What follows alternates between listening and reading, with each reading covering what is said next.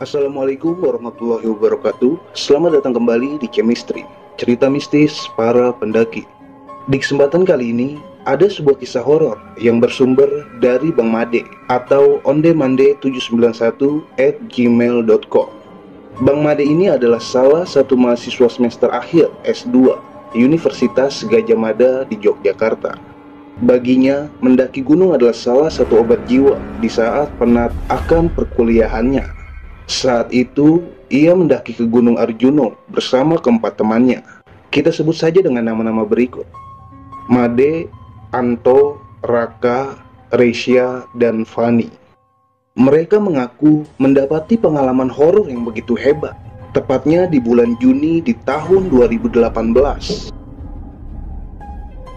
Tapi sebelum masuk ke ceritanya, jangan lupa like, comment, and share video ini. Dan buat yang belum bergabung, kalian bisa tekan tombol subscribe.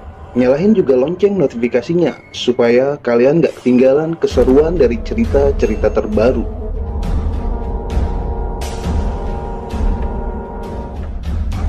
Sore itu, sehabis ujian semester, Made sedang makan di kantin kampusnya. Tiba-tiba ada notifikasi WA dari teman kampusnya yang bernama Anto. "Dek, posisi lagi di mana? Kita nanjak yuk. Gua habis putus nih sama pacar gua." "Wah, boleh juga tuh.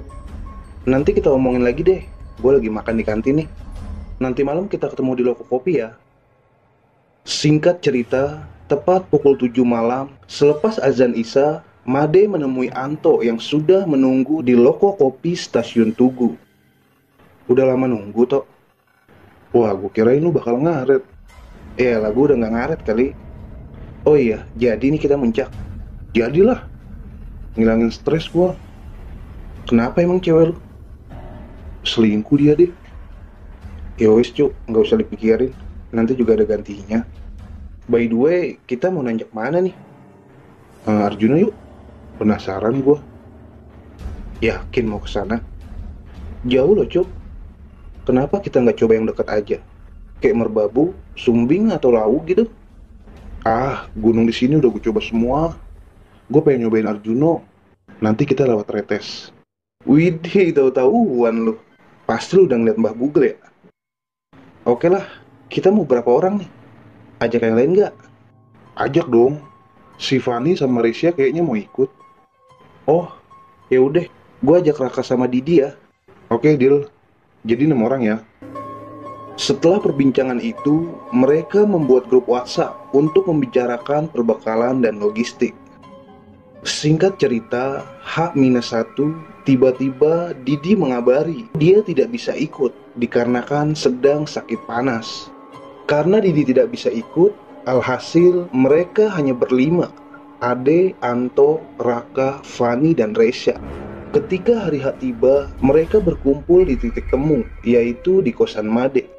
Sekitar pukul setengah 5 sore, mereka berangkat dari Yogyakarta dengan menggunakan mobil menuju base camp Tretes. Perjalanan menuju Tretes menempuh kurang lebih 8 jam. Saat itu, mereka melipir ke Indomaret di daerah Tretes untuk rehat sejenak. Dan kala itu, waktu sudah menunjukkan pukul 1 malam. "Guys, kita nginep di base camp atau di hotel nih?" "Di hotel aja nggak sih?" "Ya bebas gue mah." Singkat cerita, mereka segera check-in di Hotel Tanjung untuk beristirahat menunggu pagi. Sekitar pukul 8 pagi, mereka semua terbangun dan mulai sarapan di hotel. Di tengah-tengah sarapan, Made memulai perbincangan. "Guys, kita kan belum belanja nih. Gimana kalau belanja di samping aja?" "Oh boleh cu, tapi biar cewek-cewek aja lah yang belanja." Suwe lu bang." "Oke lah, tapi nanti cowok-cowok yang masak ya." Singkatnya, sekitar pukul 9 pagi, Fani dan Resya telah kembali. Mereka pun segera bersiap-siap, kemudian check out dan menuju pos pendakian Arjuno via Tretes. Setibanya di base camp, Made dan kawan-kawan segera mengurus simaksi, juga checklist barang bawaan, supaya tak ada yang tertinggal. Sebelum memulai pendakian, Made lantas bertanya kepada Fani dan Resya, "Kalian gak ada yang lagi head kan?" "Oh aman bang, tenang aja." Setelah itu, ada seorang ranger yang menghampiri mereka. Oke, kalian di sini sudah siap naik ya? Saya pesankan, apabila kalian mendengar suara-suara aneh, abaikan saja. Dan apabila waktu sudah menjelang maghrib, lebih baik jangan melanjutkan perjalanan menuju hutan Lali Jiwo, karena sudah banyak kejadian ganjil di sana. Lantas mereka pun mengiyakan arahan dari ranger tersebut. Kemudian mereka berdoa agar diberi keselamatan saat pendakian. Tepatnya pukul 10 pagi, mereka memulai pendakian, menyusuri jalan sambil bercanda tawa untuk melepas penatnya perkuliahan, terlebih para dosen killer. Made dan kawan-kawan asik berbincang sampai tak terasa 30 menit berlalu. Mereka tiba di pos pet bocor. Di sana mereka memutuskan untuk rehat sejenak. Cukup 10 menit beristirahat, mereka memutuskan untuk melanjutkan perjalanan menuju pos 2 Kop-Kopak. Tapi di tengah-tengah perjalanan menuju ke pos tersebut, keganjilan mulai terjadi. Bang, gue pipis dulu ya. Hah? Yakin lu mau pipis di sini? Gimana ya? Udah kebelet banget nih. Ya udah sana di semak-semak. Tapi ditemani Fanny ya. Ayo Van, anterin. Fanny, Resya, kasih kode suara ya, biar kepantau.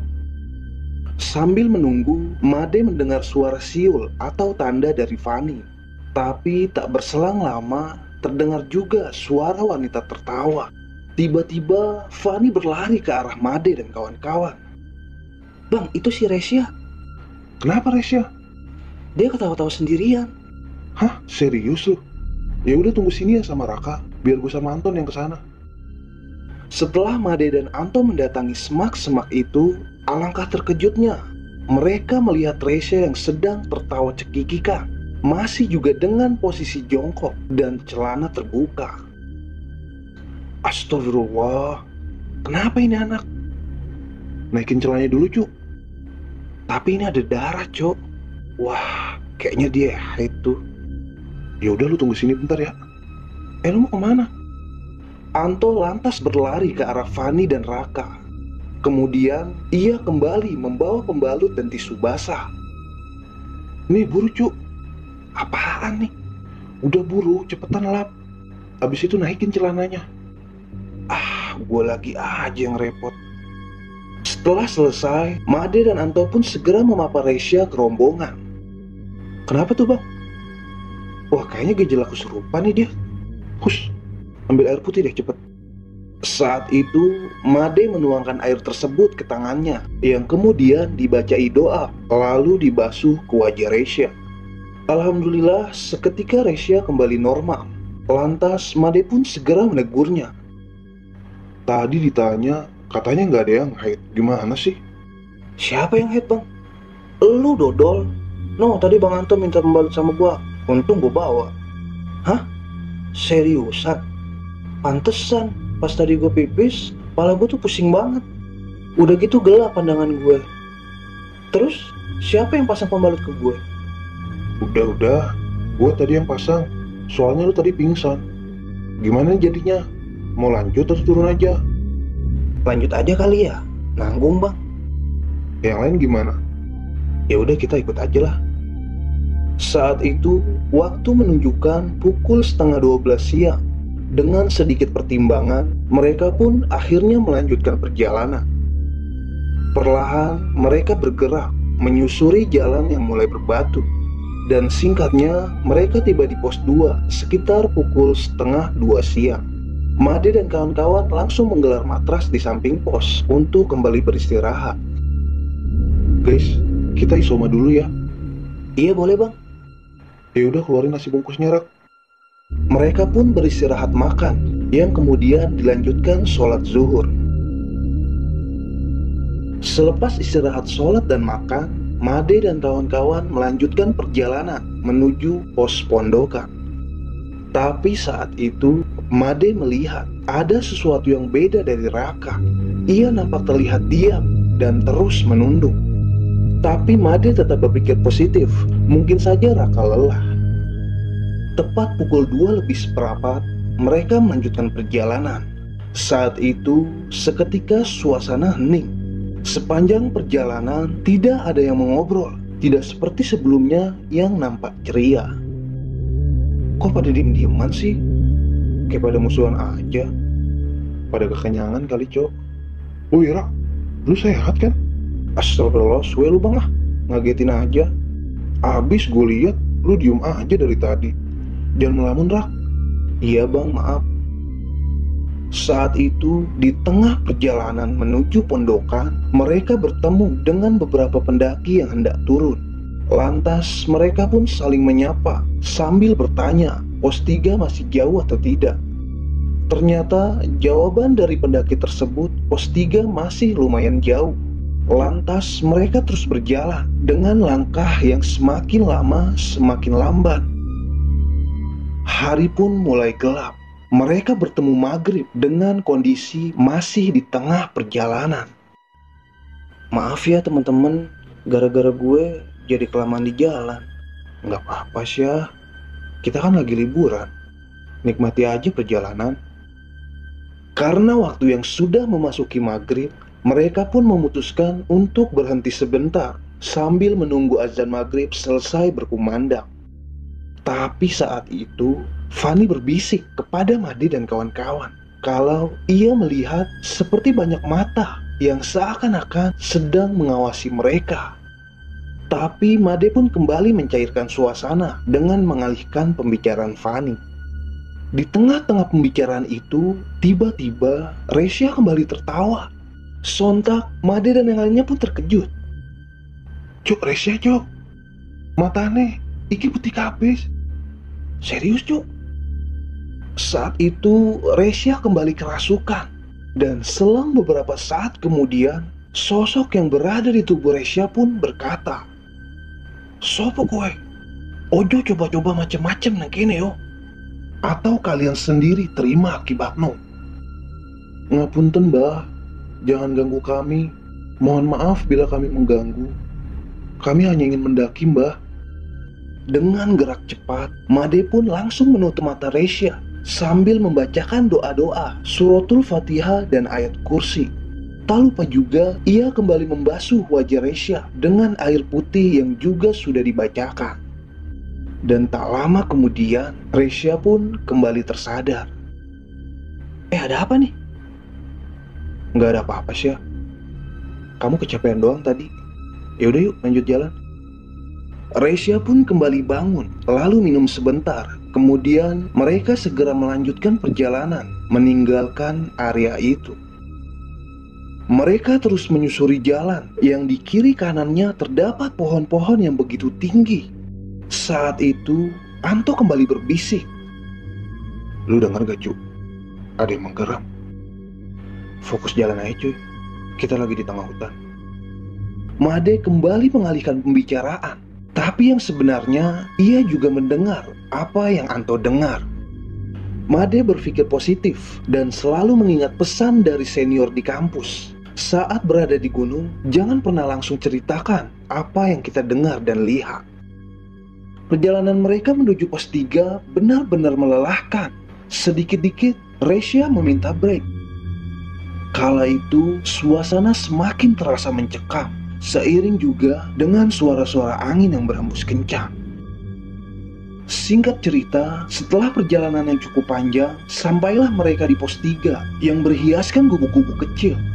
Saat itu, waktu sudah memasuki pukul 8 malam. Di sana juga terlihat beberapa tenda dari pendaki lain. Bang, itu di gubuk kok kayak ada nenek-nenek duduk sih? Gak usah dilihatin, Van. Gak usah aneh-aneh ya. Iya bang. Mereka pun kembali beristirahat di sana sambil memakan roti untuk menggajal perut di dekat salah satu tenda pendaki lain. Bang, mending kita lanjut jalan aja yuk. Menurut Mas itu, Lembah Kidang tinggal setengah jam lagi dari sini. Yang lain gimana? Kita ngecamp di sini atau di Lembah Kidang? Ya udah yuk lanjut aja. Nanggung cuy. Setelah menghabiskan roti, mereka pun kembali berjalan menuju Lembah Kidang. Dari pondokan menuju Lembah Kidang, trek sudah terbilang landai. Dan tak terasa, Made dan kawan-kawan sampai di sabana-sabana yang terhampar luas. Itulah yang dinamakan Lembah Kidang. Tak membuang waktu, mereka segera mendirikan tenda dan segera memasak makanan. Setelah hidangan siap, mereka langsung menyantapnya, tapi tidak dengan Reisha. Dari awal Made dan kawan-kawan memasak, sampai makanan siap, ia hanya terbaring saja di dalam tenda. Van, itu Reisha nggak makan? Capek kali dia, Bang. Ya udah sisain aja nanti buat Reisha. Pembicaraan pun berlalu begitu saja. Dan tak lama, Fanny dan Raka masuk ke dalam tenda. Sementara Made dan Anto masih asik di luar sambil ngopi dan merokok. Tak lupa juga mereka membuat api unggun untuk menghangatkan tubuh. Semakin malam, angin semakin kencang. Seketika membuat Made mengantuk. Kala itu, waktu menunjukkan pukul 10:30 malam. Di waktu yang bersamaan, Raka keluar dari tenda karena ingin buang air kecil. Ia pun berjalan sedikit menjauh dari tenda untuk melaksanakan tugasnya. Tapi saat itu, Made dan Anto yang masih berada di luar tenda sontak terkejut. Mereka melihat sesosok putih yang sedang berdiri persis di belakang Raka. Dek, itu di belakang Raka apaan tuh putih-putih? Jir, pocong cok. Ah bangke, apes bangke dari tadi. Gue masuk tenda. Woi cok, tungguin Jir. Made dan Anto pun segera masuk ke dalam tenda. Mereka juga langsung mengeluarkan sleeping bagnya untuk menutupi diri. Tak lama kemudian, Raka kembali masuk ke dalam tenda. Dan suasana pun seketika hening. Mereka tak menceritakan kepada Raka apa yang barusan mereka lihat. Sehabis kejadian itu, tiba-tiba Made merasa ada sesuatu yang mengitari tendanya. Di saat yang bersamaan pula, terdengar suara cekikikan kuda. Keadaan malam itu semakin horor. Tak hanya itu, terdengar juga suara gamelan. Suara itu terdengar begitu nyata di telinga. Made melihat jam di tangannya. Saat itu, waktu sudah menunjukkan pukul 12 malam. Cuk, lu denger juga kan? Iya cu, jir merinding gua. Tidur aja lah yuk. Made mencoba untuk tak menghiraukan suara-suara itu. Dan kemudian ia pun tertidur. Tapi baru 1 jam terlelap, Raka kembali membangunkan Made dan Anto. Bang, bangun bang. Reisha bang, si Reisha hilang bang. Hah? Hilang? Dengan sigap, Made dan Raka segera keluar dari tendanya untuk mencari Reisha. Sementara Raka menunggu di tenda sambil menjaga Fanny yang tengah tertidur lelap. Dengan penuh khawatir, Made dan Anto terus mencari Reisha. Syah, Syah lu di mana Syah? Syah jawab gue Syah. Mereka terus mencari, tapi belum juga terlihat tanda-tanda dari keberadaan Reisha. Tanpa putus asa, mereka terus mencari. Karena tak kunjung menemukan Reisha, lantas Made pun berdoa meminta petunjuk kepada Tuhan Yang Maha Esa agar diberi kelancaran dalam mencari Reisha. 15 menit berlalu, mereka juga belum menemukan Reisha. Sampai akhirnya setelah sekian lama mencari, mereka menemukan Reisha yang sedang duduk di bawah pohon dekat area tendanya sambil tertawa cekikika. Lantas Made pun segera menepuk bahunya dan menyeretnya kembali ke dalam tenda. Dengan keadaan bingung, lantas Reisha pun berkata, "Loh, ini kenapa bang? Kok kita pada di luar? Lu ngapain di bawah pohon itu? Aduh ampun gue mah. Lah, gue kan lagi pipis tadi. Lu permisi gak tadi?" Enggak bang, lupa." Wah, ngaco nih anak. Udah belum masuk ke dalam tenda? Di dalam tenda, Reisha pun kembali menjelaskan kepada Made dan yang lainnya. "Tadi gue mau pipis bang, mau bangunin Fanny, tapi pules banget dia. Ya udah gue keluar aja sendiri." "Lain kali kalau mau keluar jangan sendiri Syah." "Iya bang, maaf ya. Udah deh, gue lanjut tidur deh." Setelah kejadian itu, karena fisik yang juga sudah lelah, mereka pun kembali tidur. Singkat cerita, Tepat pukul 7 pagi, mereka terbangun. Made dan kawan-kawan segera memasak sarapan untuk mengisi tenaga. Selepas menyantap sarapan dan juga sedikit meregangkan otot, mereka pun kembali melanjutkan perjalanan menuju puncak Arjuno. Tepatnya pukul 8 pagi, mereka mulai bergerak meninggalkan area Lembah Kidang. Sampai kurang lebih 45 menit berlalu, mereka mulai memasuki area hutan Lalijiwo. Di saat mereka berjalan, entah kenapa, tanpa sadar, Resya tidak ada di dalam rombongan. Padahal baru beberapa saat yang lalu, mereka melihat keberadaan Resya di dalam rombongan. Dengan perasaan panik bercampur bingung, Made dan yang lainnya pun hanya saling bertanya satu sama lain. Resya mana, Cuk? Lah, bukannya tadi di belakang lu ya? Loh, tadi kan di depan lu. Gimana sih? Dengan sigap, mereka pun segera mencari. Dan tak berselang lama, terlihat beberapa pendaki yang berjalan di area itu. Kemudian menghampiri Made dan kawan-kawan. Bang, di sana ada cewek yang kesurupan tuh. Di bawah pohon sendirian, Bang. Jauh gak mas posisinya? Enggak kok, Bang. Itu udah kesana. Lantas Made dan kawan-kawan pun segera berlari ke arah tersebut. Dan benar saja, Resya terlihat di bawah pohon sedang tertawa sambil diiringi dengan jeritan yang melengking. Astagfirullah, Syah, kenapa jadi begini sih? Kala itu, keadaan Resya terlihat begitu menyeramkan.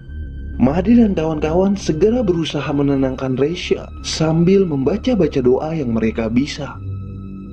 Dan tak lama kemudian, ada seorang bapak penambang yang melintas di area itu. Ono poikile? Ini pak, teman saya kesurupan. Entah apa yang dilakukan oleh bapak tersebut. Bapak itu seperti mencoba berkomunikasi dengan makhluk yang berada di tubuh Resya. Setelahnya, bapak itu membacakan doa-doa kepada Resya. Sampai akhirnya Resya pun tergulai lemas, kemudian pingsan. Mas, sebaiknya kalian menghentikan perjalanan. Nyawa temanmu ini bisa terancam. Jika mau selamat, turun sekarang juga. Lantas Made dan kawan-kawan pun mengiyakan perkataan bapak tersebut. Sambil berterima kasih, Anto dan Made membopong Resya yang masih dalam keadaan pingsan. Mereka pun kembali berjalan turun menuju tendanya di Lembah Kidang. Singkat cerita, mereka tiba di Lembah Kidang. Di sana, Resya segera dibaringkan di dalam tenda. Sambil menunggu Resya sadar, mereka membereskan keril dan lain-lainnya. Saat itu, waktu sudah menunjukkan pukul 10 pagi. Tak lama kemudian, Resya kembali tersadar. Made dan kawan-kawan segera memberi minuman hangat kepada Resya untuk sedikit memulihkan tenaga. Setelah terlihat agak membaik, mereka pun segera membereskan tendanya dan segera meninggalkan tempat tersebut. Guys, sebelum turun kita berdoa dulu. Mohon keselamatan untuk kita semua, terutama untuk Resya. Sekitar kurang lebih pukul 10:30 siang, mereka pun mulai bergerak berjalan turun menuju pos pondokan. Sesampainya di pondokan, mereka memutuskan untuk rehat sejenak. Cukup 5 menit saja, Made dan kawan-kawan kembali melanjutkan perjalanan turun. Saat itu, Anto dan Raka berjalan di posisi paling depan, sementara Made dan Resya di posisi tengah, dan Fani di barisan paling belakang. Namun saat itu, keganjilan kembali terjadi. Saat perjalanan turun menuju ke pos 2, kala itu Made melihat Fani nampak berjalan di depannya. Padahal seingat Made, Fani berada di posisi paling belakang. Lah, lu udah di depan aja, Van. Ayo bang, gue duluan ya. Ntar dulu. Bukannya tadi lu di belakang ya? Kapan nyalipnya?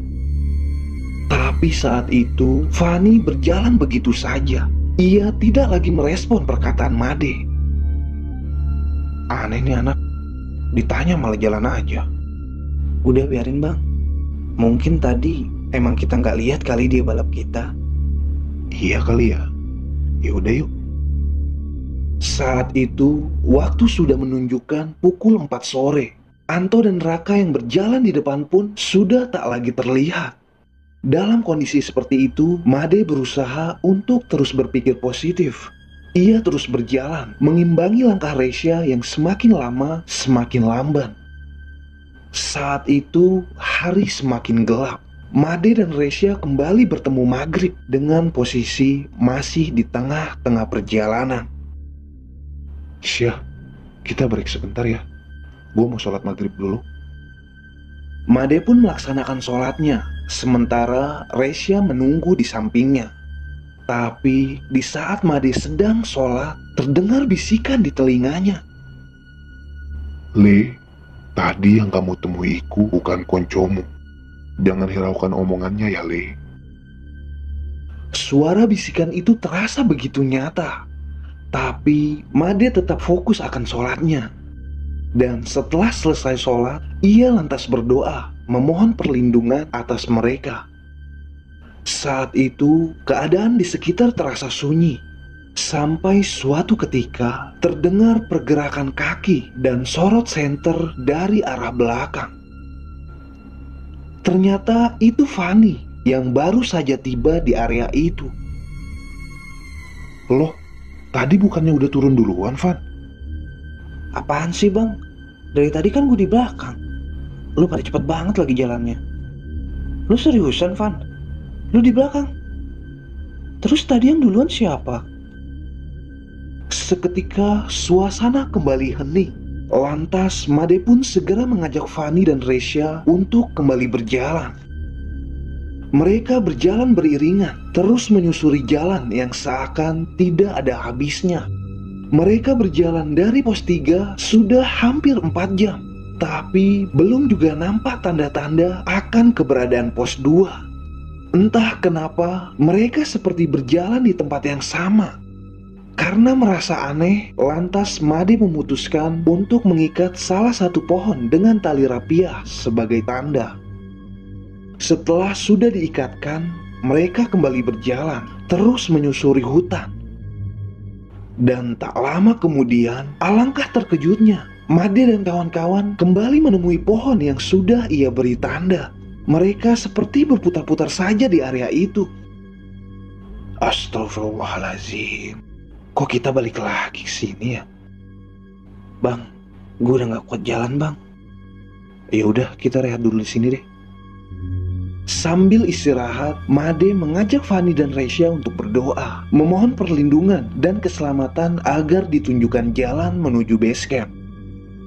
Saat itu, Resya sempat menangis karena saking lelah dan hampir putus asa. Tiba-tiba, di saat yang bersamaan pula, terdengar suara tertawa dari Mbak Kuntai dengan nada lengkingan khasnya. Seakan-akan seperti menertawai mereka. Sontak, Made pun segera mengajak Fanny dan Resya untuk kembali berjalan tanpa menghiraukan suara tersebut. Saat itu, mereka menemukan percabangan jalan. Padahal saat berangkat kemarin, tidak ada percabangan jalan. Lantas, Made pun segera menghentikan langkahnya.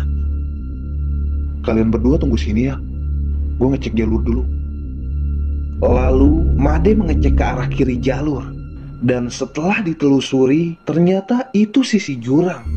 Lantas, ia pun segera kembali ke Resya dan Fanny. Kemudian mereka mengambil arah jalur kanan. Saat itu, mereka mulai menemui titik terang. Trek yang dilaluinya seperti tak asing bagi mereka.